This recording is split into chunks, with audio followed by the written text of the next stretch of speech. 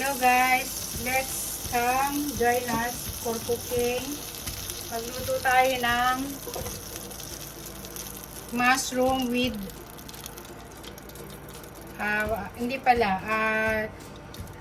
salmon with mushroom. So ayun ang ilalagay ko, capsicum and mushroom. Ayun ang mushroom, mga langga. Ayan. Ayan. So mag-isa na tayo ng bawang sibuyas.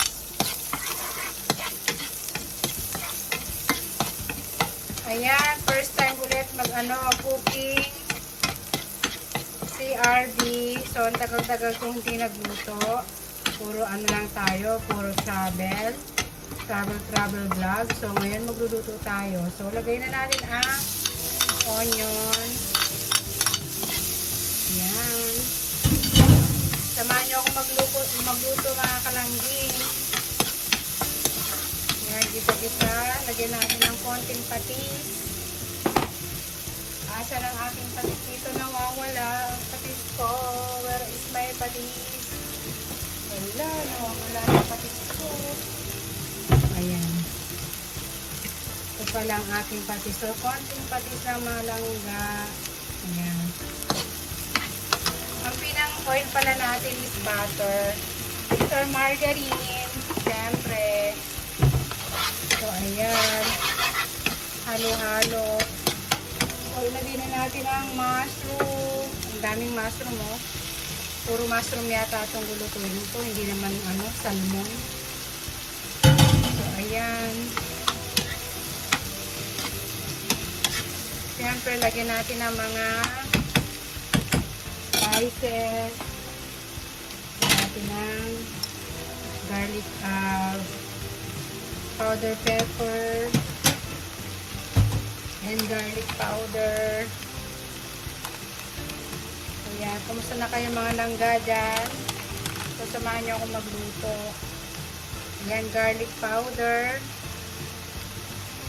So, mamaya pagka hindi pa masyadong sakto ang lasa, lagyan natin ulit ng panlasa, syempre, diba? So, halu-haluin natin mga langging. Ayan, mamaya lalagyan natin ng iba pang ingredient. So, kailangan natin lutuin ang mushroom ng siguro mga 6 minutes ganyan. So, kumusta na kayo dyan? Kumusta yung mga pagkain dyan, mga langga? Kailangan ang ating mga pagkain ay healthy, masustansya, at syempre, at fresh. Kailangan lutuin natin yung homemade ba?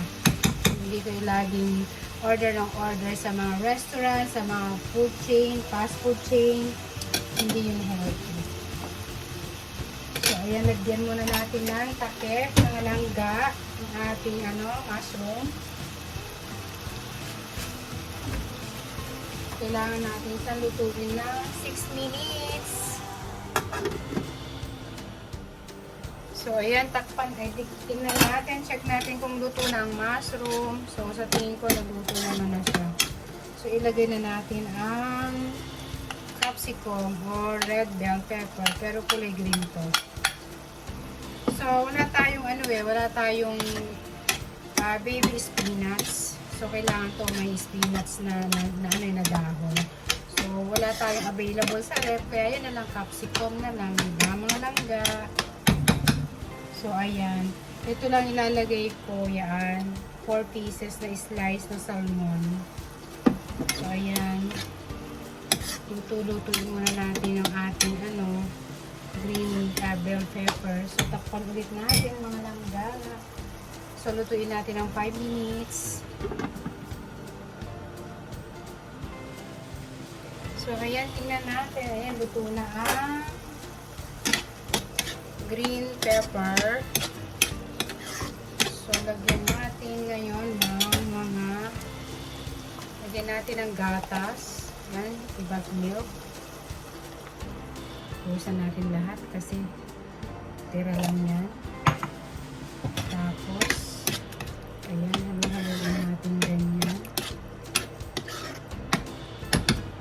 Tapos, lagyan natin ng cheese. Yan, cheese. Yan.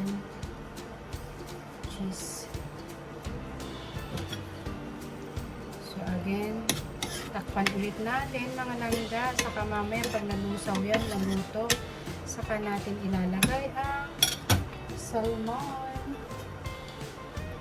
Takpan ulit natin ng mga 5 minutes.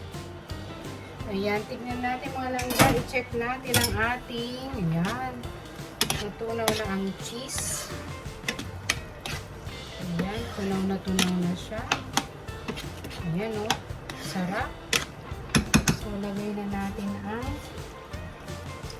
tinunaw kong cornstarch din. So, ayan. Ano kaya lasa ito? I'm sure masarap ang lasa nito.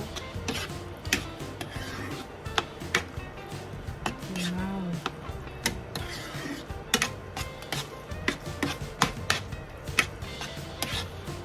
So, ilagay na natin ang salmon na 4 na piraso. So, yan. Looks yummy talaga. Oh my God. Ang sarap-sarap ng mga langga. Oh yes, sarap-sarap. So, ayan na ngayon siya. O, diba? O, diba, mga langga, ang sarap.